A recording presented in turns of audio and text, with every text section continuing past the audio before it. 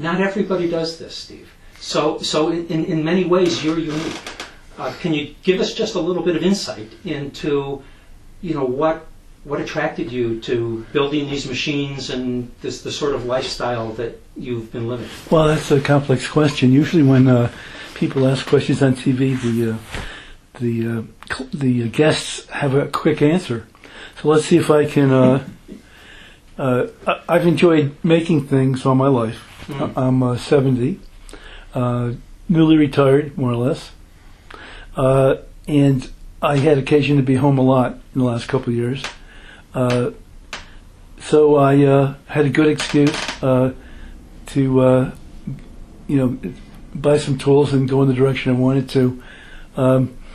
Actually, I've been building ships for many years, since my 20s, and I've now completed about 7.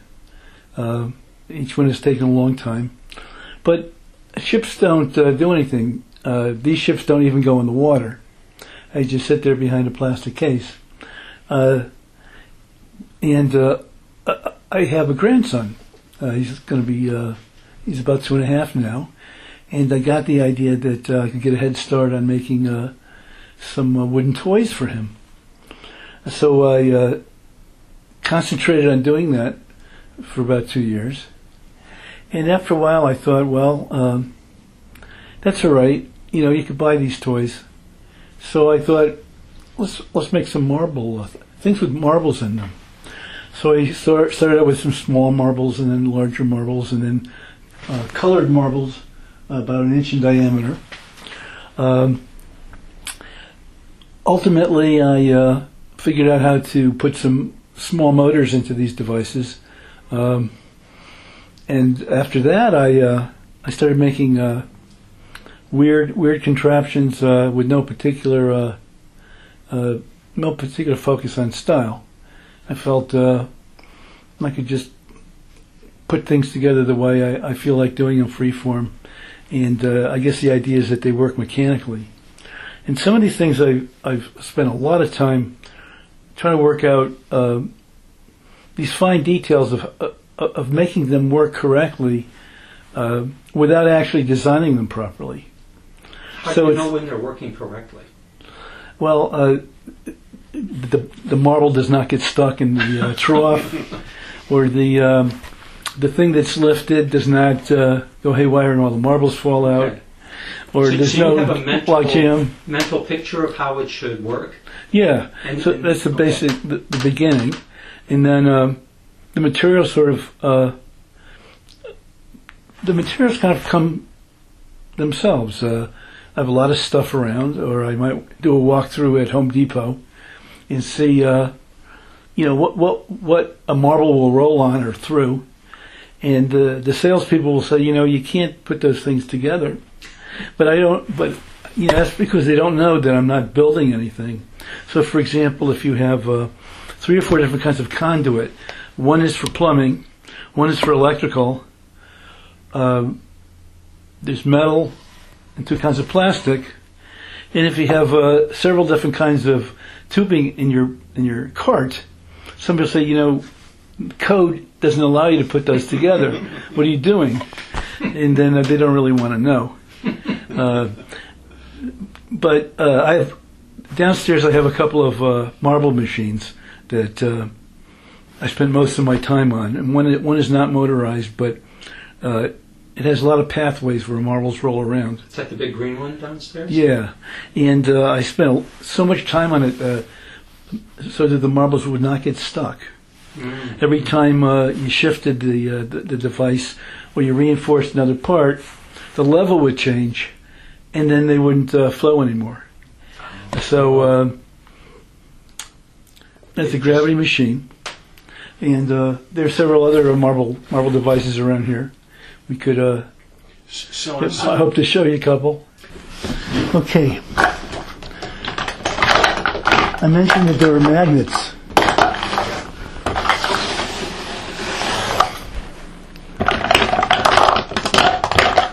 Okay. There's one of my magnets. See these 2 balls? That's what I used to pick up marbles with. think there's any item found anywhere. Yeah. Discovered. I discover them every day. All right, so this is going to be like a metronome.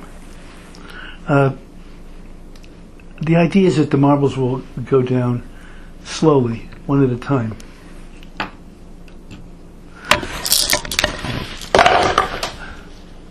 The chore is loading it up.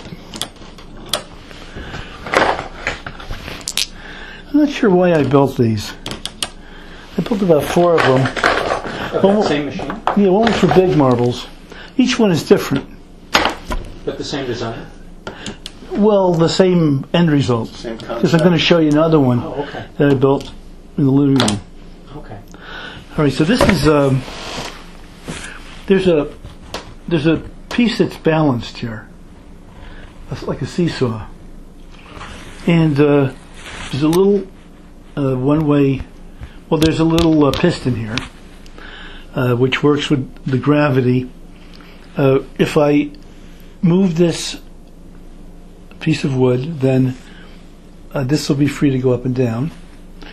When a marble falls on, when a ball bearing falls on it, it takes a certain amount of time for the ball to roll off, and in that specific delay, it forces up this piston, which, if it's all tuned correctly, will be just enough time for another one to come down, but for the one behind it to be stopped.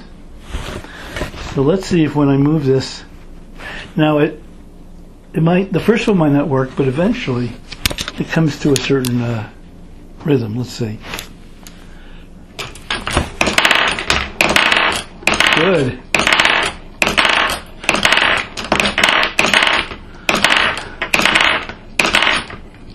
It rarely works perfectly like that. That was marvelous.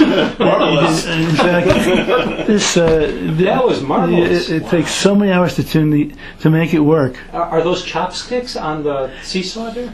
Well, these are from the grocery store. They're skewers, skewers. bamboo Yeah, skewers, Yeah. and I even use these for the masts on the ships Wow. when I'm stuck. And I see There's your there's a weight here, Yeah, your counterweight. and It's like you tuned it there with. and these are cable ties. Oh, now the piston isn't damped in any way. Oh, it stops the marbles from coming off the top shoe. The piston comes I out, see. doesn't it? Maybe not. Oh, I get it. This piston is It's a bolt. it's a bolt, nut and bolt, Yeah. and there's a straw wrapped around it to make it slide a little more easily. Yeah. Marvelous. Marvelous. This worked out pretty well just now. What's the flag on the top? Oh, this is just a liquor ad. Oh, liquor in it? I like the color, Oh, okay. so I cut it out, made it look like a flag. Well, that was a marvelous demo there. That just worked like we That rehearsed it 40 did work times. out. I think we should try another one, Steve. All right. We're on a let's, roll.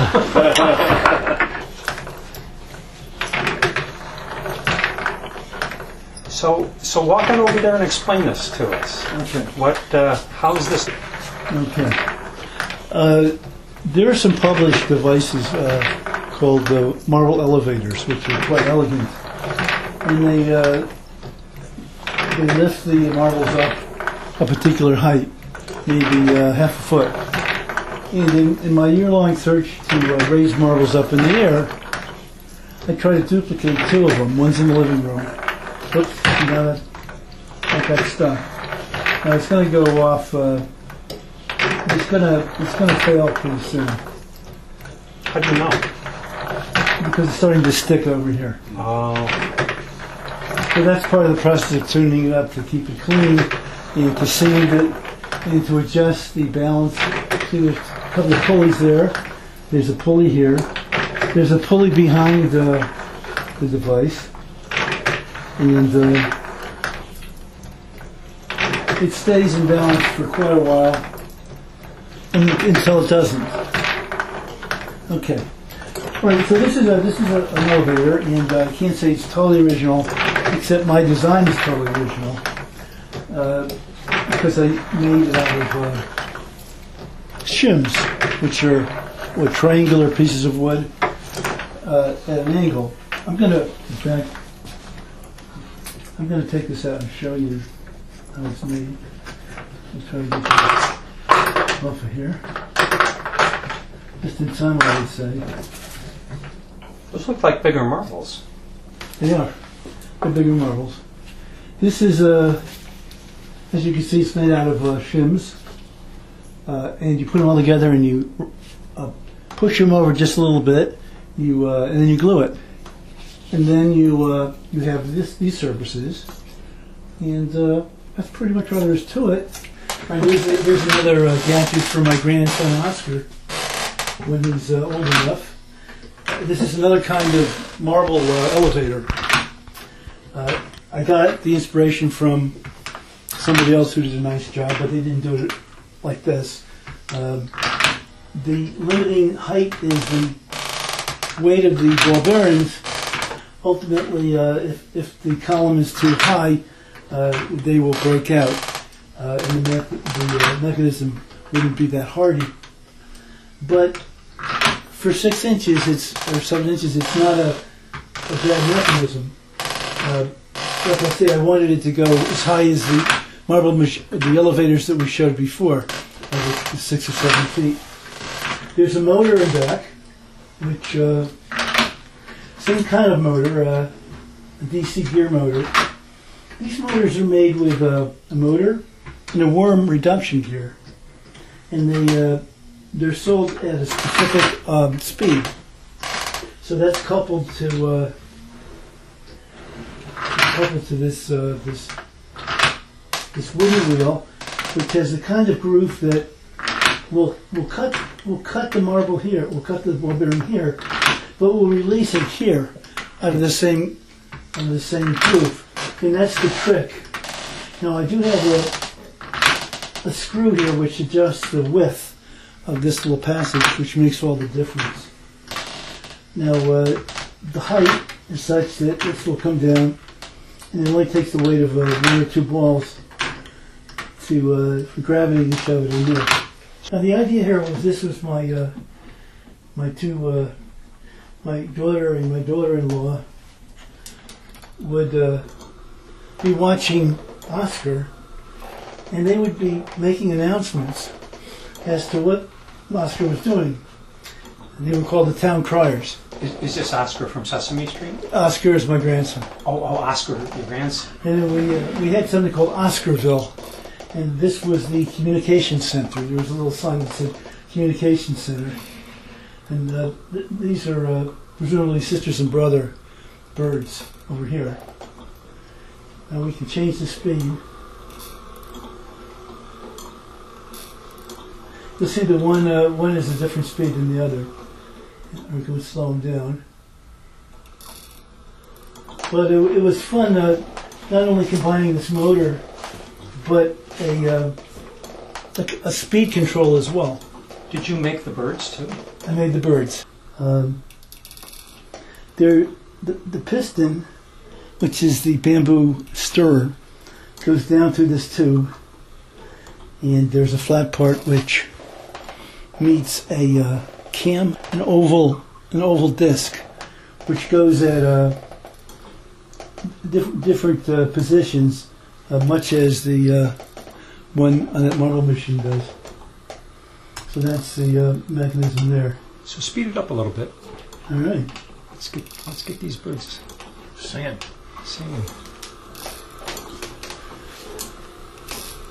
Now, is one of the birds Oscar? Well, one of these birds is Oscar and his future brother or sister.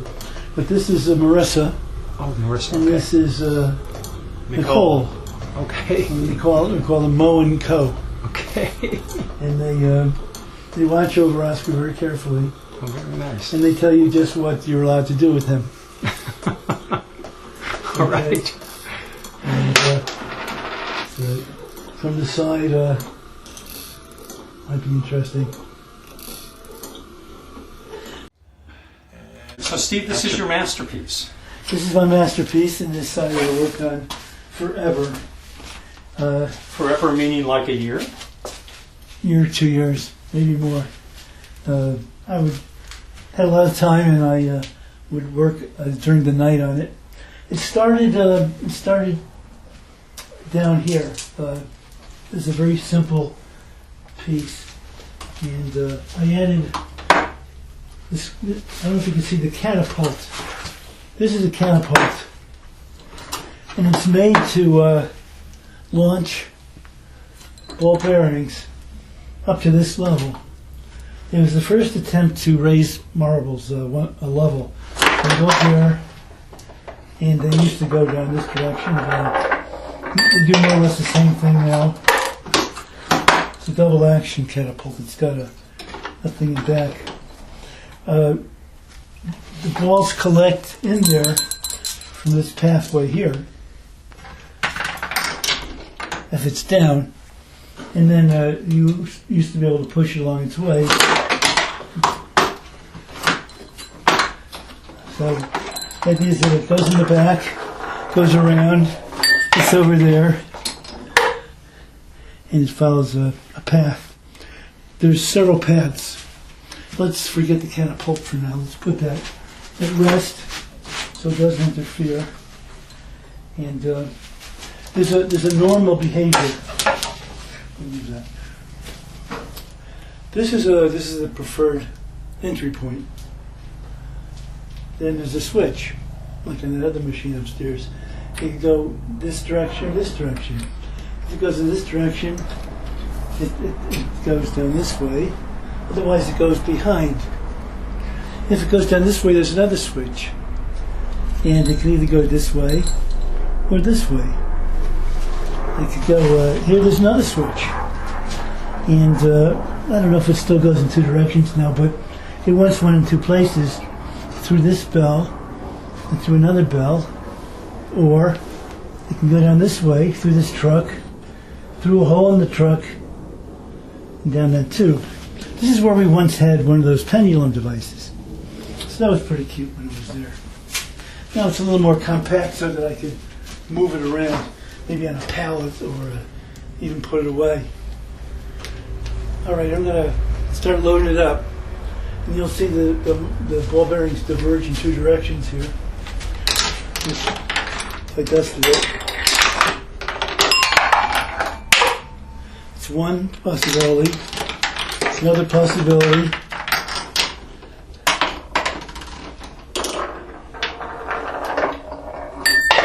Alright. Now if it goes through this switch, there's a couple of possibilities. So let's make it go a little faster. You can see the choices. This way or this way. Now when it goes through here, Oscar and his parents take notice because this is attached to the switch. So let's sort of cheat that a little bit and make a few more go this way. Just try to get that effect.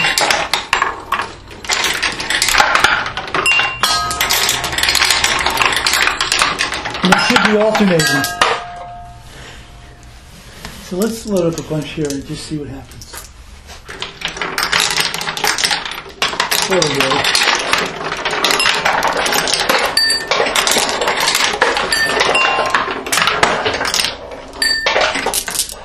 Now, in the event that it does go in here, we have to unload it like this.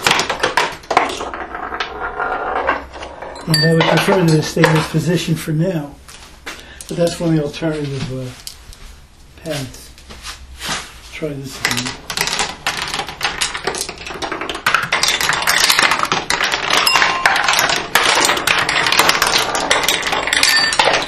This here.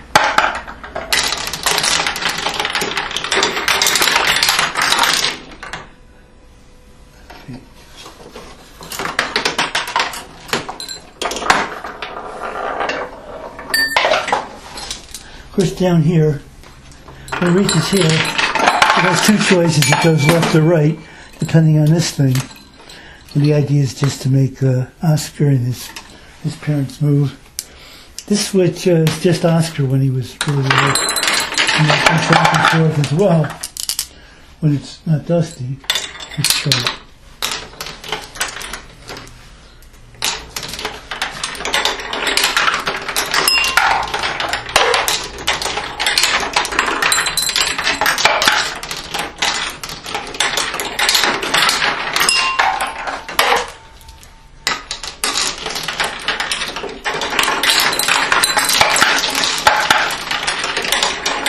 mechanism that would do this, what I'm doing, would be nice.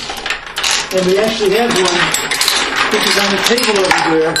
There was once mounted above this one, and it fed these at a constant rate. Thanks, nothing.